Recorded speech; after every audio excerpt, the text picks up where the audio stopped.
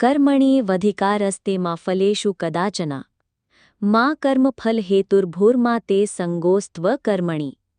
क्या आपने कभी सोचा है कि मेहनत करने के बाद भी अगर फल न मिले तो क्या करना चाहिए? क्या तब हार मान लेनी चाहिए या फिर आगे बढ़ना चाहिए? भगवत गीता का ये श्लोक कर्मण्येवाधिकारस्ते हमें यही सिखाता है। सरल अर्थ, तुम्हारा अधिकार केवल कर्म करने में है, फल पर कभी नहीं। फल की चिंता मत करो और अकर्म में भी आसक्ति मत रखो।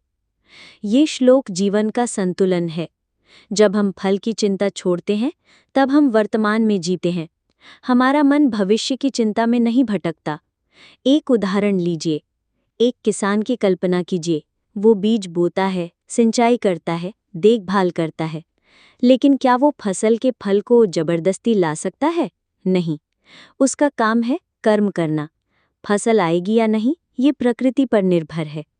ठीक उसी तरह हमें कर्म करना चाहिए, पूरी श्रद्धा और ईमानदारी से, लेकिन फल को अपने हाथ में मानकर चिंता नहीं करनी चाहिए। पर क्या फल की चिंता गलत है? नहीं। इच्छा करना स्वाभाविक है, लेकिन अगर इच्छा ही केंद्र बन जाए तो हम कर्म से भटक जाते हैं। इसीलिए श्री कृष्ण कहते हैं, माँ कर्म फल हेतुर्भूः, कर्म का कारण केवल फल मत बनाओ। अकर्म यानी कुछ न करना। माँ ते संगा स्वकर्मणि, इसका अर्थ है कि फल के डर से कुछ न करना, ये भी गलत है।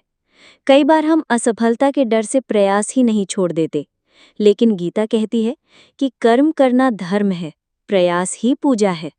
कुरुक्षेत्र का संदेश। जब अर्जुन युद्ध से भागना चाहता था तब श्री कृष्ण ने यही श्लोक कहा। उन्होंने कहा, तुम्हारा धर्म है कर्म करना, बाकी सब ईश्वर पर छोड़ दो। आज भी जब हम अपने जीवन के कुरुक्षेत्र में खड़े होते हैं, ये श्लोक हमें साहस देता है। आध्यात्मिक अर्थ, फल की इच्छा यानी आसक्ति, आसक्ति यानी चिंता और दुख। जब हम कर्म को ही पूजा मानते हैं तभी सच्चा योग होता है। ये है निष्काम कर्म योग, जहाँ हम कर्म करते हैं लेकिन उसे बंधते नहीं। मन की शांति कैसे आए? जब आप काम करते हैं पूरे समर्पण से और फिर फल की चिंता छोड़ देते हैं तो आपका मन शांत होता है। आप भय, चिंता और हताशा से मुक्त हो जाते हैं। आधुनिक जीवन में प्रयोग। पढ़ाई पर ध्यान दो, रिजल्ट की चिंता मत करो। नौकरी, मेहनत करो, प्रमोशन की उम्मीद छोड़ो। रिश्ते, सच्चाई से निभाओ, बदले में क्या मिलेगा ये मत सोचो। सेवा, सेवा करो लेकिन उसका फल न मांगो। मंत्र की तरह अपनाएं।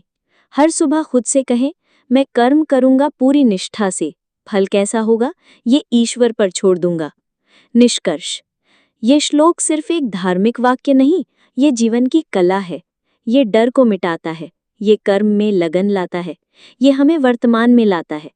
जब आप इसे सच में समझ लेते हैं, जीवन एक साधना बन जाता है। आप जीत और हार से ऊपर उठ जाते हैं। जब भी जीवन में तनाव हो, ये श्लोक मन में दोहराएं। कर्मण्येवाधिकारस्ते मा फलेषु कदाचन। आप पाएंगे मन स्थिर है और कर्म में समर्पण है।